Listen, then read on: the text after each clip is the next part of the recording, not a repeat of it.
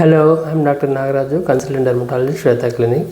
ఈ మధ్య నన్ను కొంతమంది పేషెంట్స్ అడుగుతున్నారు, అసలు natural products are always better for skin health అనేసి.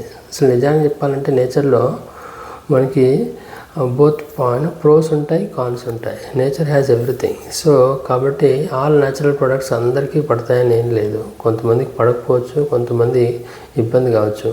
అండ్ యూజువల్లీ న్యాచురల్ ప్రోడక్ట్స్ అనేటువంటివి సేఫ్గా ఉన్నా కానీ కొన్ని టైప్ ఆఫ్ స్కిన్ టైప్స్ వాళ్ళలో పడదు. ఎగ్జాంపుల్, ఇప్పుడు లెమన్ న్యాచురల్ అయినా కానీ మనకి ఫేస్ మీద పెడితే ఇరిటేటింగ్గా ఉంటుంది. అండ్ ఆల్సో కొన్ని మనకి స్కాల్ప్కి సంబంధించి చూస్తే మనకి ఆముదం ఆయిల్ అయినా అండ్ ఆల్సో ఆల్మండ్ ఆయిల్ అయినా జనరల్గా 99.9% సేఫ్ ఉన్నా కానీ కొంతమందిలో ఇచింగ్, దురద, మంట ఇట్లాంటివి రావచ్చు. సో పర్సన్ టు పర్సన్ అన్నీ అందరికీ పడవు. సో అవి న్యాచురల్ అయినా, అన్యాచురల్ అయినా, ఆర్ ఆర్టిఫిషియల్ అయినా. సో మనకు కూడా ఆలోచించాల్సింది, మనకు పడుద్దా లేదా.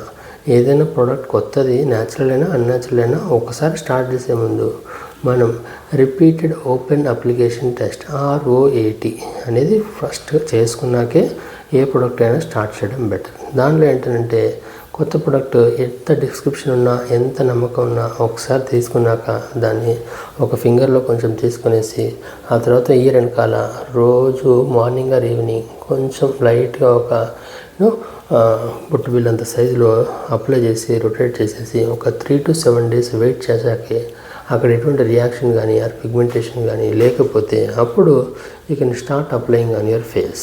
So always remember, whether natural products safe or unsafe అని కాదు. We have to find your suitable products. That is more important, and it should always be customized according to your needs and lifestyle and your targets. So visit a proper dermatologist. Don't go with all bluffy nonsense with product marketing.